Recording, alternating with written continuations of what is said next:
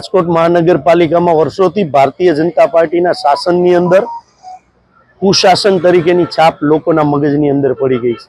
કારણ કે ભ્રષ્ટાચારમાં ખદબદી મહાનગરપાલિકા છે।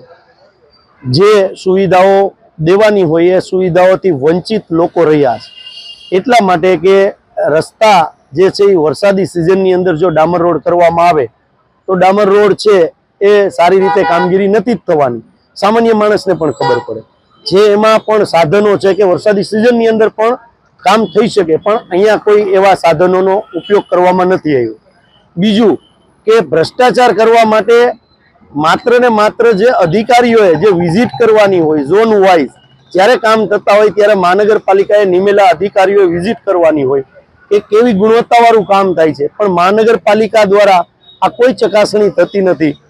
એટલા માટે નથી થતી કે ભારતીય જનતા પાર્ટીના શાસનમાં કોન્ટ્રાક્ટરો, અધિકારીઓ અને ભારતીય જનતા પાર્ટીના સત્તાધીશો આ બાબતે મોટો ભ્રષ્ટાચાર કરે છે અને માત્ર ને માત્ર સારી સારી વાતો નહીં કે લોકોની સુખાકારી શું છે એના ઉપર ધ્યાન દેવાનું ભારતીય જનતા પાર્ટીની આ કુશાસન મહાનગરપાલિકામાં ચાલે છે।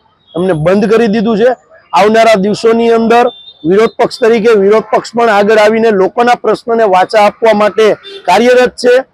ચોથી જાગીર પણ કાર્યરત છે। હવે આપના માધ્યમથી હું વિનંતી કરું છું રાજકોટની જનતાને કે આ ભારતીય જનતા પાર્ટીના રાજકોટ મહાનગરપાલિકામાં જે કુશાસન ચાલી રહ્યું છે અને કુંભકર્ણની નિંદ્રામાં જે સૂતેલા સત્તાધીશો છે એને જગાડવાનું કામ આવનારા દિવસોની અંદર રાજકોટની જનતા કરવા જઈ રહી છે।